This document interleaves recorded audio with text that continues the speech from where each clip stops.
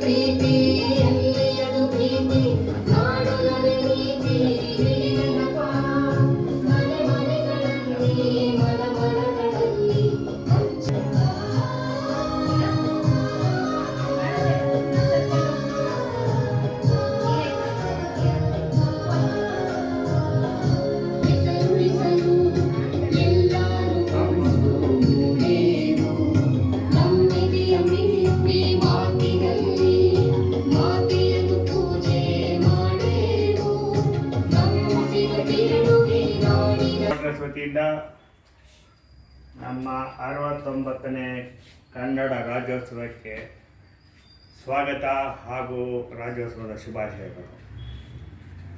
Kannada Rajyotsava November 1 ಶುರುವಾಗಿದ್ದು, ಆದರೆ ಇಡೀ ನವಂಬರ್ ತಿಂಗಳಲ್ಲಿ ನಾವು ಕಾರ್ಯಕ್ರಮ ನಡೆಸಬಹುದು. ನವಂಬರ್ ಪೂರ್ತಿ ಇನ್ಫ್ಯಾಕ್ಟ್ ನಾವು ಏನು ಮಾಡಬೇಕು ಅಂದರೆ ವರ್ಷ ಪೂರ್ತಿ ಕನ್ನಡದಲ್ಲಿ ಮಾತಾಡಬೇಕು, ಅದೊಂದು ಅಭ್ಯಾಸ ಮಾಡ್ಕೋಬೇಕು. ಅದೇ ನಮ್ಮ ಉದ್ದೇಶ. ಇದು ಕರ್ನಾಟಕ ಯಾವಾಗ ಆಯಿತು, ಏನಕ್ಕಾಯಿತು ಅಂತ ಸಂಕ್ಷಿಪ್ತವಾಗಿ ಹೇಳ್ತೀನಿ. ಬ್ರಿಟಿಷರು, ನಿಮಗೆಲ್ಲ ಚರಿತ್ರೆ ಗೊತ್ತಾ? ಚರಿತ್ರೆ ಓದಿದ್ದೀರಾ? ಓಕೆ. ಬ್ರಿಟಿಷರ್ಸ್ ಆಳ್ತಾ ಇದ್ರು. ಅವರು ಬಿಟ್ಟು ಹೋದ್ಮೇಲೆ ನಮ್ಮ ಕನ್ನಡ ಮಾತಾಡೋರೆಲ್ಲ ಕೆಲವು ಪ್ರಾಂತ್ಯ ತಮಿಳುನಾಡಿಗೆ ಸೇರಿತ್ತು, ಕೆಲವು ಮೆಡ್ರಾಸ್ಗೆ ಸೇರಿತ್ತು, ಬಾಂಬೆಗೆ ಸೇರಿತ್ತು, ಈ ಕಡೆ ಆಂಧ್ರ ಪ್ರದೇಶಕ್ಕೆ ಸೇರಿತ್ತು, ಆ ಥರ ಎಲ್ಲ ಇತ್ತು. 1956ರಲ್ಲಿ ಈ ಕನ್ನಡ ಮಾತಾಡೋ ಭಾಗ ಎಲ್ಲ ಒಂದುಗೂಡಿಸಿ ಮೈಸೂರು ರಾಜ್ಯ ಅಂತ ಆಯಿತು. ಅದ ನಂತರ 73 ದೇವರಾಜ ಅರಸು ಟೈಮಲ್ಲಿ ಇದಕ್ಕೆ ಕರ್ನಾಟಕ ಅಂತ ನಾಮಕರಣ ಮಾಡಿದ್ರು. ಅದು ನವಂಬರ್ 1ನೇ ತಾರೀಕು ನಾಮಕರಣ ಆಯಿತು. ಅಲ್ಲಿಂದ ಇಲ್ಲಿ ತನಕ ನವಂಬರ್ 1ನೇ ತಾರೀಕು ಕನ್ನಡ ರಾಜ್ಯೋತ್ಸವ ಮಾಡ್ತಾ ಇದ್ದೀವಿ. ಇದರ ಮೂಲ ಉದ್ದೇಶ ನಮ್ಮ ಕನ್ನಡದ ಸಂಸ್ಕೃತಿ, ನಮ್ಮ ಕನ್ನಡ ಭಾಷೆ ಇದನ್ನ ಬೆಳೆಸೋದು, ಸಂಸ್ಕೃತಿ ಉಳಿಸೋದು, ಇದು ನಮ್ಮ ಆದ್ಯ ಕರ್ತವ್ಯ ಆಗಿದೆ. ಹೀಗಾಗಿ ಇವತ್ತು ನಮ್ಮ ಒಕ್ಕಣೆ ಸವಟ್ರಸ್ಸಿಂದ ಎಲ್ಲ ಮಕ್ಕಳಿಂದ ವಿವಿಧ ಕಾರ್ಯಕ್ರಮ ನಡೆಯುತ್ತೆ. ಅದರ ಬಗ್ಗೆ ರಾಜ್ಯೋತ್ಸವ ಬಗ್ಗೆ ತಿಳುವಳಿಕೆ ಕೊಡೋದಕ್ಕೆ ಕೆಲವರು ಮಾತಾಡ್ತಾರೆ. ಅದಾದಮೇಲೆ ಕೆಲವರು ಹಾಡು ಹೇಳ್ತಾರೆ, ಒಂದು ಹುಡುಗಿ ಡ್ಯಾನ್ಸ್ ಮಾಡುತ್ತೆ. ಓಕೆ, ಎಲ್ರಿಗೂ ಮತ್ತೊಮ್ಮೆ ಶುಭಾಶಯ ಹೇಳ್ತಾ, ಇವಾಗ ಒಬ್ಬೊಬ್ಬರಾಗಿ ನೀವೇನು ಕನ್ನಡದ ಬಗ್ಗೆ ಮಾತಾಡಬೇಕು ಅಂತ ಹೇಳ್ತೀರಾ ಅಂತ ಹೇಳಿ, ಅದಾದಮೇಲೆ ಕೊನೆಯಲ್ಲಿ ನಾವೊಂದು ಪ್ರಮಾಣ ವಚನ ತಗೋಬೇಕು ಇವತ್ತು. ಆಯಿತಾ? ಪ್ರಮಾಣ ವಚನ ನಿಮ್ದೆಲ್ಲ ಮಾತಾದ್ಮೇಲೆ. ನನ್ನ ಹೆಸರು ಮನೀಶ್. ನಾನು 8ನೇ ತರಗತಿಯಲ್ಲಿ ಓದುತ್ತಿದ್ದೇನೆ. ನಾನು ಇವತ್ತು ಕರ್ನಾಟಕ ರಾಜ್ಯೋತ್ಸವ ಬಗ್ಗೆ ಮಾತನಾಡುತ್ತಿದ್ದೇನೆ. Karnataka is a shining example of unity and diversity. Karnataka Rajyotsava is a celebration of our shared culture and heritage. Kannada is the official language of Karnataka and carries the essence of state's tradition, literature and history. The red and yellow flag symbolizes the strength, bravery and cultural pride of Karnataka. It is celebrated on November 1st every year. This important day marks the Kannada-speaking areas in southwestern India in 1956 to form the state of Karnataka. I thank Okkarane Seva Trust for giving this opportunity. Thank you.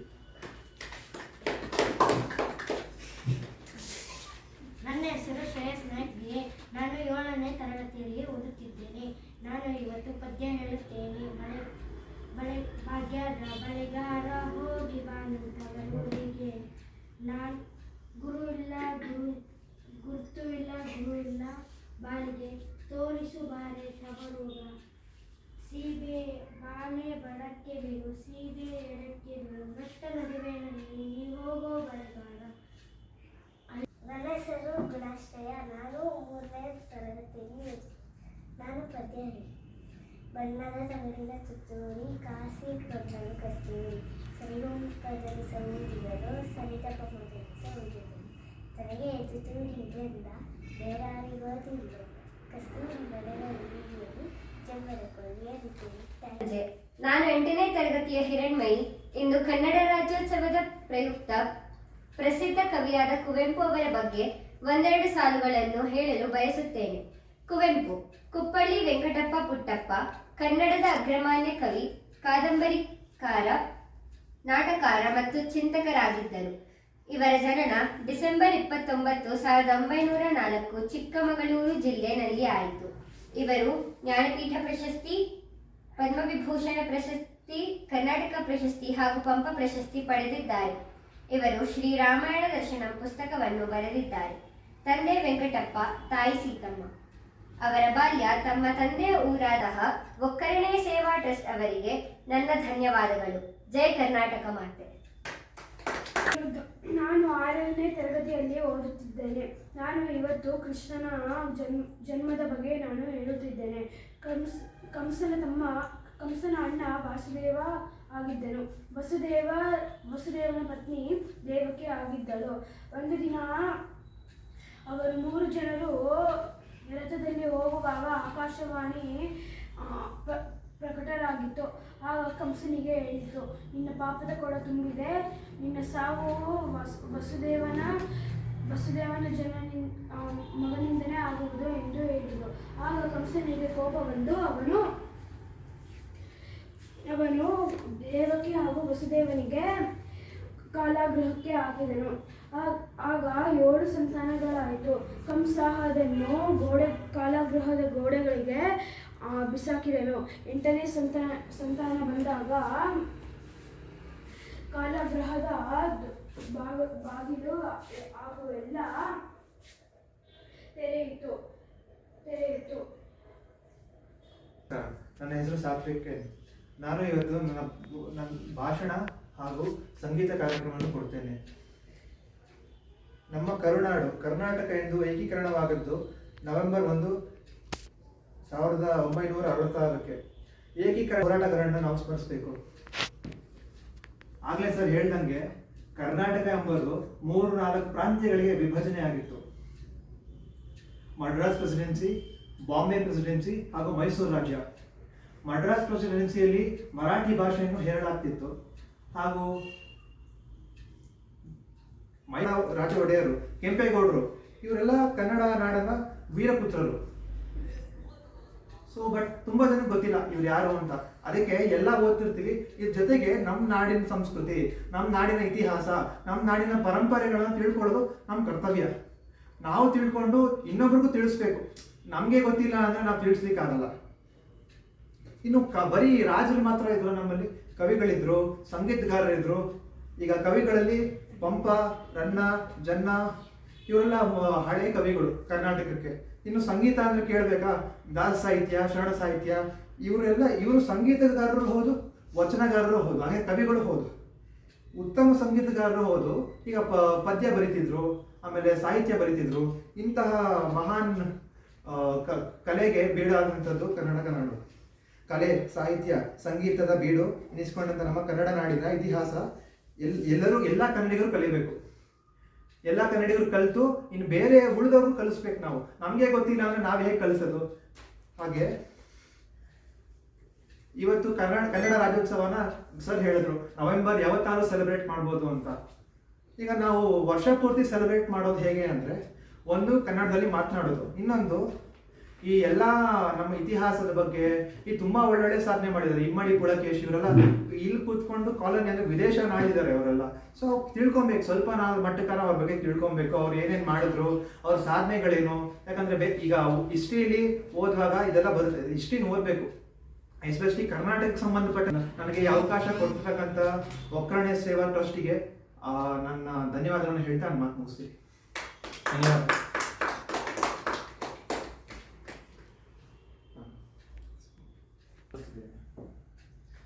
ಮೊದಲನೇ ಹಾಡು ಅಚ್ಯುತಂ ಕೇಶವಂ.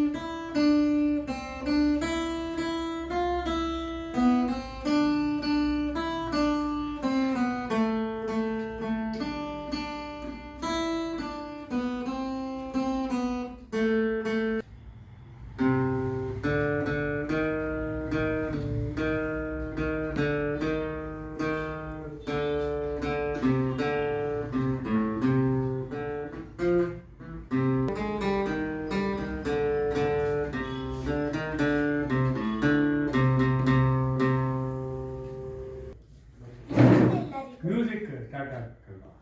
ನಮಸ್ತೆ ಎಲ್ಲರಿಗೂ, ನನ್ನ ಹೆಸರು ವರ್ಷ. ಇವತ್ತು ನಾನು ಭರತನಾಟ್ಯವನ್ನು ಆಡುತ್ತಿದ್ದೇನೆ.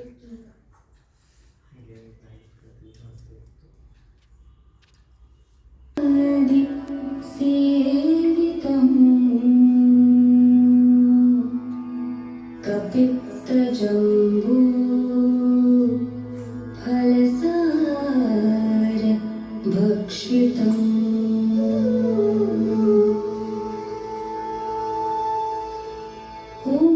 ಉಮಾಸುತಂ ಶೋಕ ವಿನಾಶಕಾರಣಂ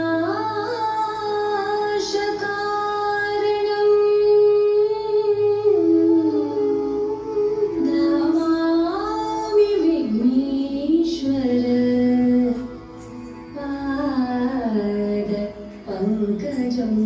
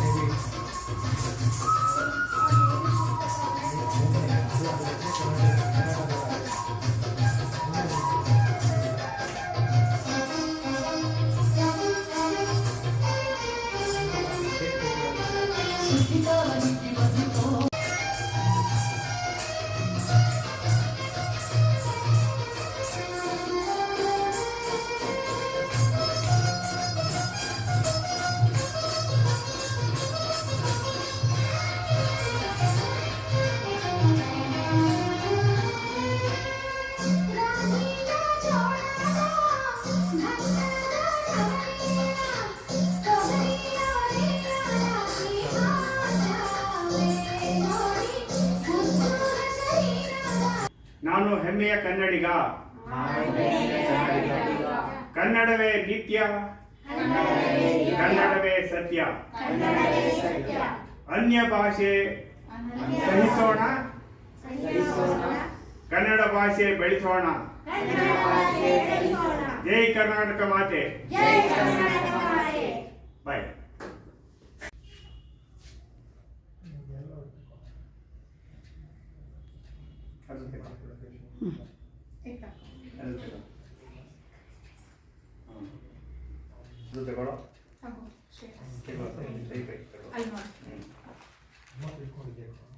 next Aniruddh, smart boy of the 10.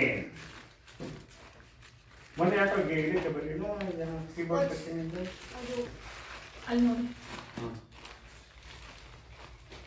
Okay, money